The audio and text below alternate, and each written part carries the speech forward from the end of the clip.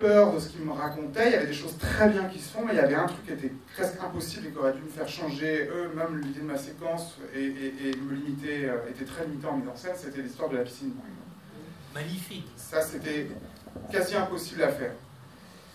Et au moment où j'avais un peu fini d'écrire le scénario, qu'il allait commencer à rentrer en financement, Clotilde m'appelle, parce qu'elle était au courant du film depuis longtemps, parce que j'avais dit que je voulais écrire pour elle, elle savait de quoi ça parlait, elle avait eu un traitement, enfin, elle était, voilà.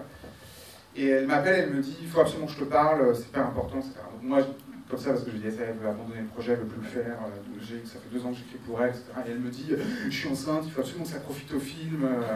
Elle avait fait une fausse grossesse, enfin, une grossesse de cinéma pour Les Revenants, elle savait que c'était pas bien, enfin, elle n'est pas tombée enceinte, tu vois, exprès pour le film. Mais dans sa vie, c'est arrivé. Ça s'est rencontré. Elle nous a fait donc une GPC, une grossesse pour cinéma. Et là, voilà, c'était dingue et il a fallu absolument qu'on puisse profiter de ça. Donc, en réalité, comment ça s'est passé? À 7 mois et demi de sa grossesse, on a commencé un peu à avoir quelques signaux positifs sur le fait que le film allait peut-être pouvoir se faire.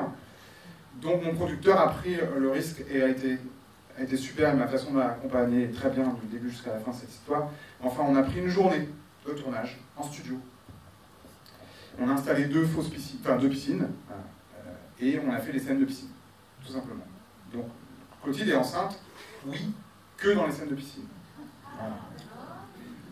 Et elle est enceinte de 7 mois et demi. Ce qui m'a permis de faire quand même quelque chose qui a l'air de rien comme ça, ce qui n'était pas forcément prévu au scénario, c'est que je retiens quand même pendant le film la vision de la grossesse. On ne la voit pas tant que ça en réalité. On la voit dans les vêtements, on sait que c'est là, c'est tellement présent dans le sujet.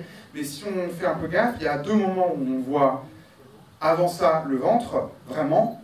C'est quand elle sort de la salle de bain, le kimono ouvert, etc. Et quand Fabrizio lui embrasse le ventre le soir, etc. Donc 2 moments où c'est par le regard de Fabrizio que son corps doit avoir un impact, voilà, doit changer. Et ça, ce sont des effets spéciaux, par exemple. Sauf que Clotilde a accouché, et 1 mois et demi après, on tournait le film quand même.